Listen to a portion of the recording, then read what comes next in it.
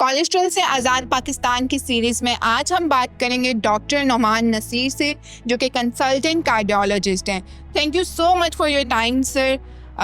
Sir, बहुत सारे आपके पेशेंट्स हैं जो कुछ स्टेटमेंट्स बताते हैं, कुछ ऐसे मिथ्स हैं जो हम आपसे डिस्कस करना चाहते हैं कि क्या वो मिथ्स ठीक हैं या गलत हैं।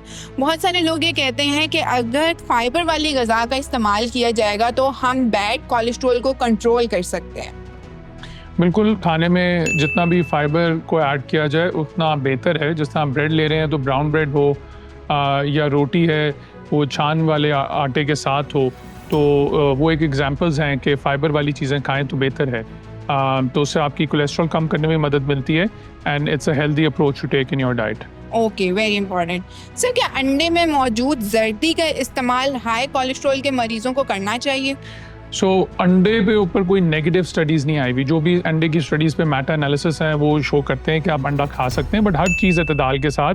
अगर आप एक जर्दी रोज़ की अंडे की खा रहे हैं तो नॉट अ प्रॉब्लम। सफ़ेदियाँ बेशक 2-3 ले लें, उसमें तो प्योर जस्ट प्रोटीन होती है और कुछ नहीं होता।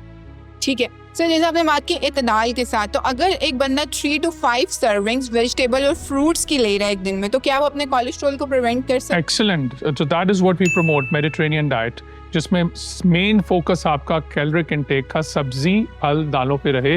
तो that is what Mediterranean diet is. तो बिल्कुल, तो वो बहुत अच्छी अप्रोच है कि आप सब्जी फल दालों पे मोस्टली फोकस रखें अपने कैलोरिक इंटेक का। Okay, very important. सर, चिकनाई वाली चीज़ों के बारे में आपका क्या ख्याल है? सो चिकनाट को कम रखें।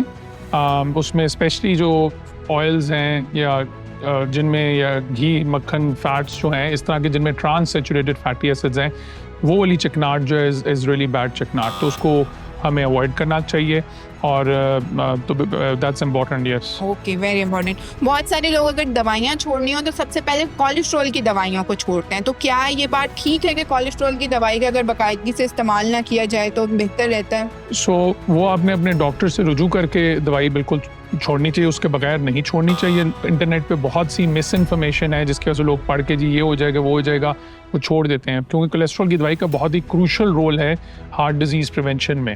तो आप जिनको नॉन हार्ट डिजीज़ उनके लिए तो मस्ट है, और जिनको नहीं है हार्ट डिजीज़ उनके लिए भी हम 10 ईयर रिस्क कैलकुलेट करते हैं और उसकी बेसिस पे अगर उनको ज़रूरत है तो हम देते हैं प्रिवेंशन के लिए। तो किसी को वैसे बगैर डॉक्टर से कंसल्ट किए नहीं छोड़नी चाहिए, क्योंकि कोलेस्ट्रॉल की भी मैं जिस तरह कहता हूँ, हम बीपी और शुगर का कहते हैं कि वो खामोश कातिल है और उसकी बहुत लेट मैनिफेस्टेशंस होती हैं, तो कोलेस्ट्रॉल की भी जो है एक तरह का खामोश कातिल है, तो उसको कंट्रोल करना बहुत ज़रूरी है at the right targets in the right population. अक्सर जो है ब्लड टेस्ट की रिपोर्ट को देख के फैसला कर लेते हैं जो हमारी कोलेस्ट्रॉल रिपोर्ट भी ठीक आई तो हम ठीक हैं, but that's not true. It has to be based on individual person's risk.